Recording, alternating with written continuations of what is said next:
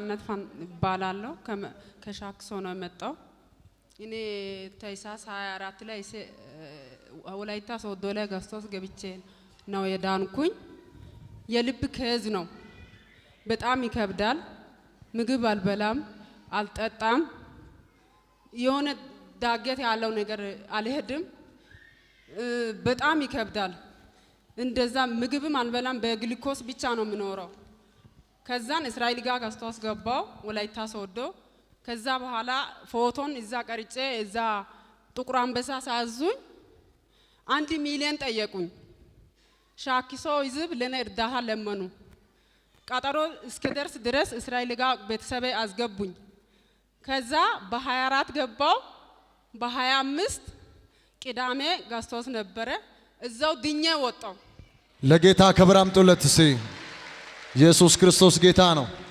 ሚሊዮንም ቀራ ይሄው አመት ሙሉ ነው ዳጌትም ወጣለው ምግብም በላለው ክፍተት አለ የተባለው ምንም እንዴት እንደተዘጋም አላቅም ለጌታ ብዙ ክብር አምጡለት በጣም ይገርማል ፕሮፌት እንደዚህ ነው ያለችኝ ልቤም በጣም ያመኝ ነበር ልብሽ ላይ ክፍተት አለ ተባልኩኝ ከዚህ ነገር የተነሳ አለች ሆስፒታል ቤትቻ አይደለም ቤቴ ውስጥ እንኳን ግሉኮስ ወስድ ነበር በሲኒ አንድ ሲኒ ወተት ብቻ ነበር የምጠቀመው ሌላ ነገር ምግብ መብላት አልችልም ከዚህ ነገር የተነሳ ከሻኪሶ ተነስቼ ኦቶና ሆስፒታል ላይ ወደ ኦቶና ሆስፒታል ሄድኩኝ ወደ ኦቶና ሆስፒታል ሲሄድ ከአቅማችን በላይ ነው ወደ ጥቁር አንበሳ መሄድ አለብሽ ተባልኩኝ ወደ ጥቁር አንበሳ ሲሄድ ደግሞ 1 ሚሊዮን ብር መክፈል አለብሽ ተባልኩኝ እኔ 1 ሚሊዮን ብር ለመክፈል አቅም የለኝም ማለት ነገር ግን አንድ ነገር አደረኩኝ ይሄ ነገር አዋጅ በሰማው ሰዓት ወደ ገስታውስ ወደ ሐዋርያው እስራኤል ገባው እንደዚህ አለኝ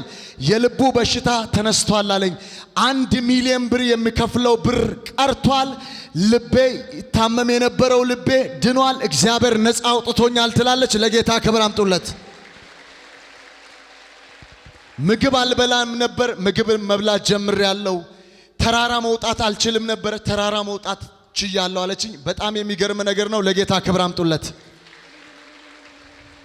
የኔናት በዚህ ሚዲያ የሚመለከቱሽ ሰዎች በዚህ ጉባኤ ውስጥ ደግሞ ትላልቅ ጥያቄ ይዘው የመጡ ሰዎች አሉና ለነሱ የምታስተላልፊው መልእክት አለ በእግዚአብሔር ፍት ማልስ አለ ለሁሉም ነገር ጥያቄ ካለ ለእግዚአብሔር ንገሩ እኔ ማንንም የለኝም ሻኪሶ ይዝብ ያቃል እናንተ ያጣቁም በዛ ሰዓት ለኔ በጣም ጭንቀት ነበር ከብዶኝ ነበር ልጆቼ ሁሉ ይሞታል እዚህ አዋሳ መጥቼ ሬሳ ከመቼና መቼ ይመጣል ብሎ እየጠበቁ ነበር እኔ የት ነው የምናስቀብረው ብሎ እውነት ቀብር ቦታ ሁሉ እየጠየቁ ነበር ግን እግዚአብሔር ለኔ 1 ሚሊዮን ለጌታ ክብር አምጡለት ባካችሁ ሞትን ለሻረ ጌታ ጣልቃ ለገባ ንጉስ ክብር ይሆንለት እንኳን ሆንልሽ እንኳን ጌታ ረዳሽ በሰላም ግቢ ያመሰገሽ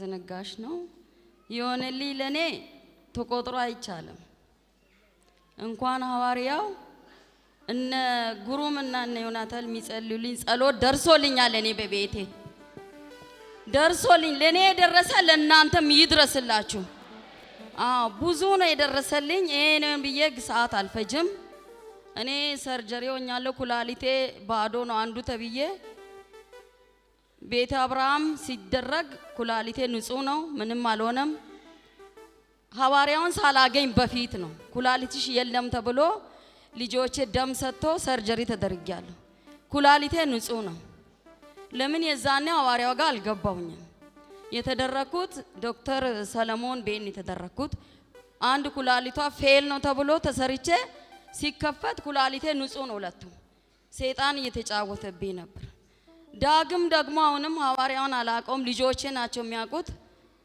እንቅርት አስወጣው እዚሁ አሁን ሲል ልጆቼ ወደ ሐዋርያው ብትሄጂኮ ይሻልሻል አለኝ አንዱ ልጄ መጣኝ ብዙ ንብረት ጠፍቶብኛል አንዴ ስመጣ እዚች ጋር መኪና እኔ መሰለ ነገር አጥቼ መጣሁኝ አወጣኝ ከጉባኤ መሃል ብዙ ነገር አደረገልኝ መኪናም ባጣ ሐዋርያውን አግኝቻለሁ እኔ ልጆቹን አግኝቻለሁ ዘራቸው ይብዛ በባዶ ቤቴ እኔ በረከት አግኝቻለሁ። ለጌታ ክብር አምጡ።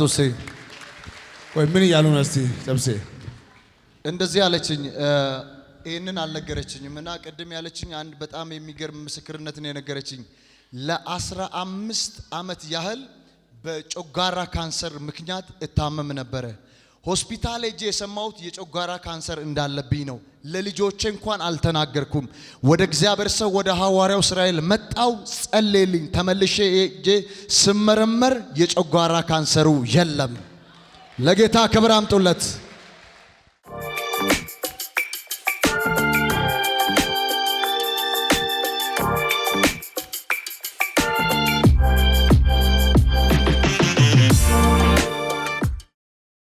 ስሜ ማርታ ድኖ ይባላል። ከዚህ ከሐዋሳ ነው የመጣሁት። ለኔ ይሆነልኝ እግዚአብሔር ክብሩን ጠቅልሎ ይውሰድ።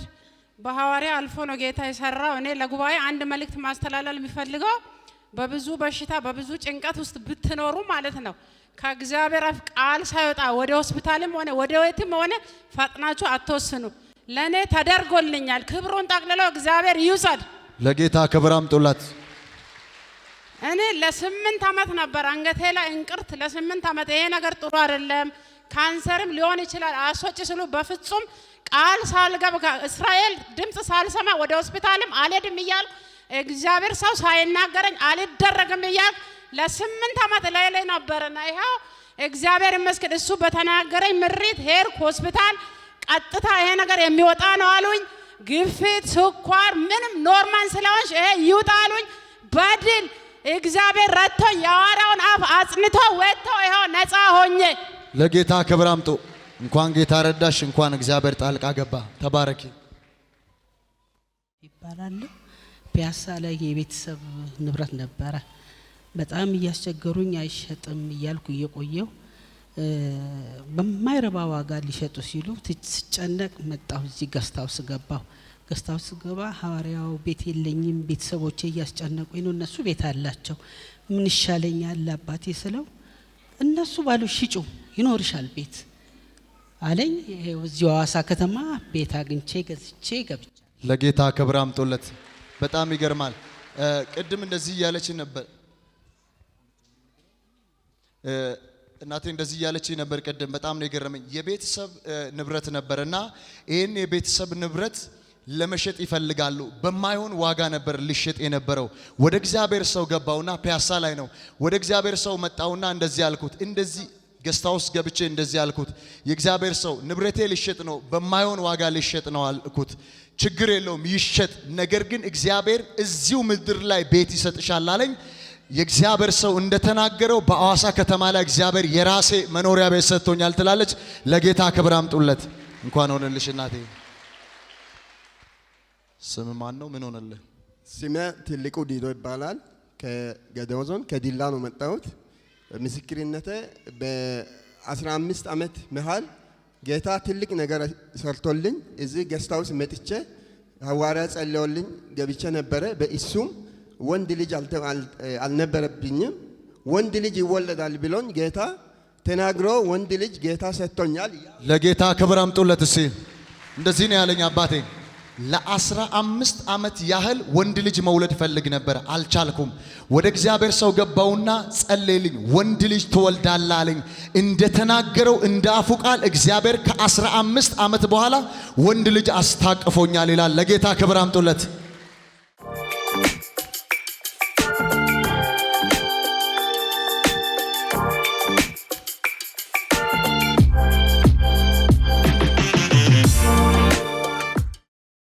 ወንድም እንደዚህ አለኝ። ቅድም አይታችሁ ከሆነ መጀመሪያ ላይ የመሰከረችው እህት ያለፈው ሳምንት ስትመሰክር ነው የሆነልኝ ያለኝ። እዚህ አካባቢ እዚህ ላይ ትልቅ እብጠት ነበር አለ። የእግዚአብሔር ሰው ሐዋርያው እስራኤል ያለፈው ሳምንት ቅድም ለመሰከረችው እናት ሲጸልይ ሂጂ ባለቤትሽ ተፈውሷል ሲል በእምነት እኔም ተፈውሻለሁ አልኩኝና እባጩ ላይ እጄን ጫንኩኝ አለ። ድንገት እጄን ሳነሳው የለም እባጩ ጠፍቷል። ለጌታ ክብር አምጡለት።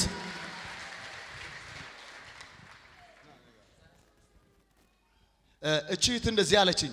የዛሬ 15 ወደዚህ ስመጣ አለች መላ ቤተሰቦቼ ታመው ነበረ። ሁሉ መላ ቤተሰቦቼ ይታመሙ ነበር። ወደዚህ መጣሁ። ሐዋርያው ጸለየልኝ። ተመልሼ ሲሄድ ታመው የነበሩ ቤተሰቦቼ ነፃ ወጥተዋል። ዛሬ ሰላም ነው ትላለች። ለጌታ ክብር አምጡለት።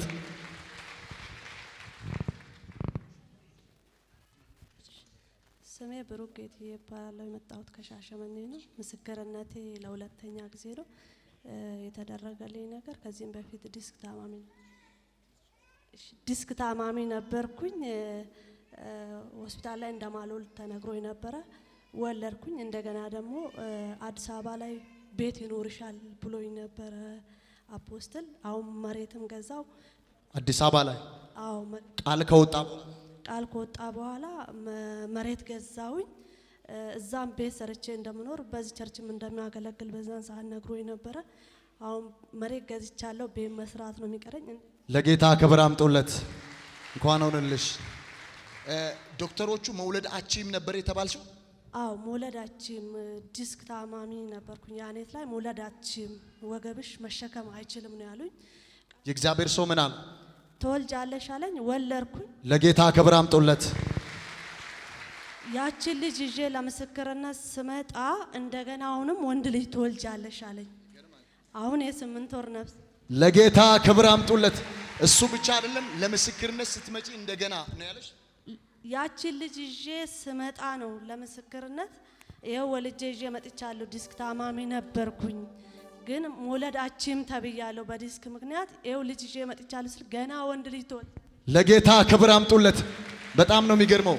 ዶክተር መውለድ አትችም፣ መሸከም አትችም፣ ከዚህ በኋላ መውለድ አትችም ሲል የእግዚአብሔር ሰው እንደዚህ ይላል፣ ትወልጃለሽ። ወልዳ ደግሞ እንደገና ይዛ ስትመጣ ምን ይሄ ብቻ እንደገና ወንድ ልጅ ትወልጃለሽ አላት። የ8 ወር ነፍሰ ጡር ነኝ ትላለች። ለጌታ ክብር አምጡለት።